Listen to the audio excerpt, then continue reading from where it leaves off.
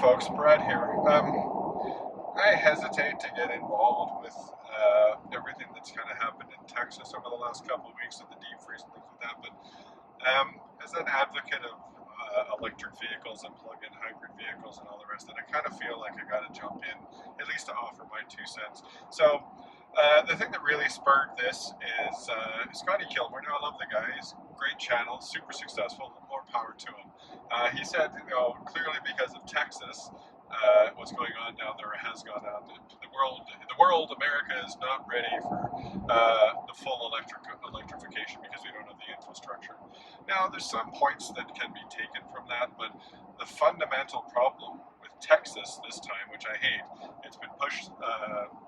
The opposite has been pushed as the reason, but the real reason why Texas has had so much trouble is because the cold weather actually froze a lot of their natural gas and their nuclear power stations down. So it wasn't the fact that there was green energy, windmills were not keeping up, because I believe they're actually about 1% of where Texas's electricity comes from. So put it the other way, 99% of the source, or the source of 99% of Texas's electricity was the problem, which includes things like fossil fuels and nuclear. Now, I'm a big nuclear fan, typically. I mean, I think solar is still the way to go, but nuclear is clearly cleaner, and the data on that is centuries old. Well, it is very old and very well established. I'm going to put links to all this stuff down below too, because what you folks may not know about me is I spent about 9 years in post-secondary education. I have 3 university degrees. I have an awful lot of science focus. And at the end of the day, while I say that this is a political post, it's not a political post. It's politicized, because what I'm dealing with and what I'm talking about is data. Actual evidence, facts, etc., etc. So if people wish to politicize that, and we all know that people like to, then that's the cause of that. But this is not a political, this is not intended to be a political video.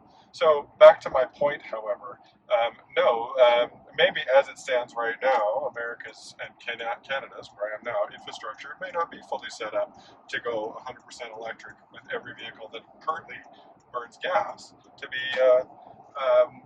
switched. There's no question about that. I mean, it took forever for fuel delivery and that whole infrastructure to be put in place. However, let's not forget that the oil industry globally, I believe, over the last 50 years, and I'll dig up links to this, $6.4 trillion worth of subsidies in that time. Now, if renewable energy had that same subsidy, just think of how far along we'd be. And no doubt they've had some, but we haven't had that. Even in Canada in 2020, there was $2 billion spent on the oil industry, subsidizing the oil industry, which is actually kind of where I live. So let's bust the myth that fossil fuels are the only business that's worked without intervention from taxpayer money, because that's clearly not the case. And good, bad, and different, but let's just be real about it. That's the data, that's the truth. Also, the freezing in Texas and the wild weather is actually all very much predicted by climate change modeling. The fact that climate change is real, it has reached what's called the gold standard in the science industry, which means we're as sure about human-caused global warming as we are about gravity and the Higgs boson. I'll post a link that goes back to the Lawrence Livermore Labs, frankly, in California. Though the folks that brought you the atom bomb during the Manhattan Project, it's a preeminent science institution, and it simply gathered all of the data from the globe about global warming and climate change, call it what you will. There are over 17,000 studies that all independently arrived at the same conclusion. So that's, give or take, 35,000 PhDs that have been involved with that. And not to mention, it's not like they all got in a room and said, this is what we agree on. They all independently studied this topic and came to the same conclusion. That's like 100 different people going outside and looking up and seeing that the sky is blue. They didn't agree that the sky was blue. That was just what they determined. Or as the phrase, the horse's mouth is, everyone went out and counted the teeth in the horse's mouth and came to almost the same conclusion. Now, what's on the other side of that, you might say? All right, well, let's have a look at that. The studies that counteract what I just said, at last count, there was about 20 And all of those are available to the public. It's not like they're hidden. In fact, if you call a scientist, a PhD at a university, they have to hand you their paper. They don't get paid for it. They might get a grant to do the research, but it's to do the research. So all that's available. All of those have been subsequently debunked. So for something new to come along to say that no, climate change A isn't happening and B isn't directly due to human intervention. It's not that there would be one, oh, that's the silver bullet that negates all that. No, they would have to debunk 17,735 studies at current count, and just reams of evidence, data modeling, all of these things. So that's all the science behind it that I'm oversimplifying dramatically. So that is the case there. Texas did not, its infrastructure did not get overloaded. It simply, most of it failed. So it failed not because of overtaxing, it failed because of the cold weather. So if all of that infrastructure was still in play, eventually they would have been just fine.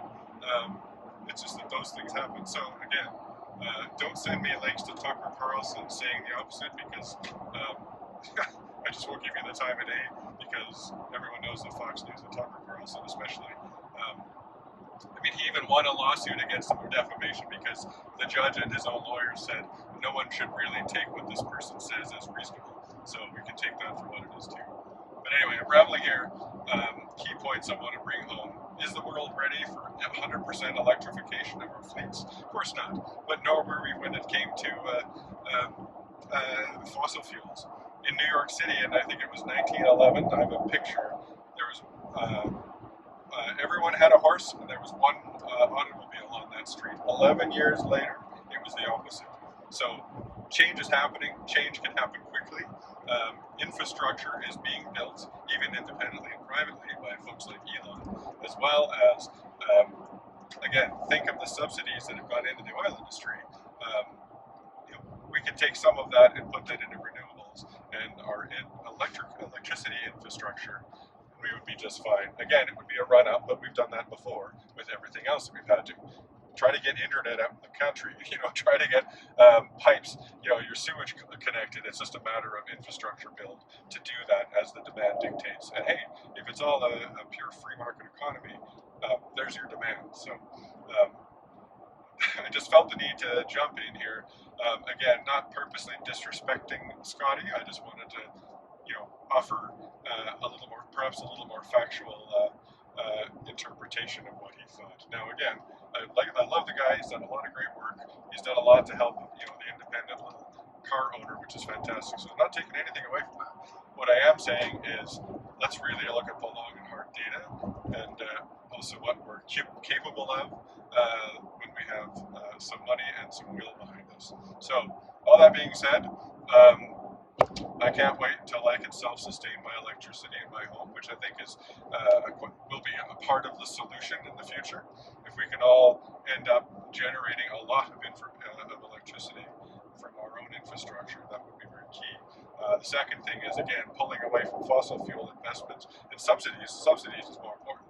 Take the investments all you want. It'll be a while before I get on a 747 that's powered by electricity. So hey, I totally get that too. But let's just call a spade and let facts and data, evidence dictate what we put out on our videos. So with that, this is mostly just for some notes here, but that would be my diatribe on wading into a politicized event, i.e. the freezing up of Texas and a lot of misinformation. And one other thought is, of course, during all this, I'm sure I'm inviting a lot of people's rage, so that's all well and good. Again, forgive my rather abrupt tone, but I'm not interested in science deniers. I'm not interested in Fox News viewers who don't realize that what they're watching is 60% BS. So if you're going to flame me, feel free, but unless you're bringing data or evidence, which are the same thing, to counteract the massive amount of science and hardcore data supporting what I'm saying, please don't bother, because I won't listen to you. But for the rest of you, all my friends that I've met, I won't say fans because I'm not that big of a I'm not getting ahead of myself here. I thank you all for watching, and I thank you all for your commitment to what I hope to be is the truth, the actual honest-to-God, science-based truth. The hope for a better world. I know it's corny and all that, but a big chunk of why I'm doing this is because I think we need to make a change, because how bad does it have to get before the rest of the population actually realizes that there's something that needs to be done, and that all that money that's going into fossil fuels, which again we all benefit from, however, take a little bit of that and put it into renewables and see what the outcome could be, or frankly nuclear, but that's another topic for another day. So again, thank you all. I appreciate you all. Thank you for all criticisms, which I'm sure I'll get, comments and feedback. I read it all, I take it all to heart, and I want to do the best that I can here. So thank you again, and see you in the next video. Thanks.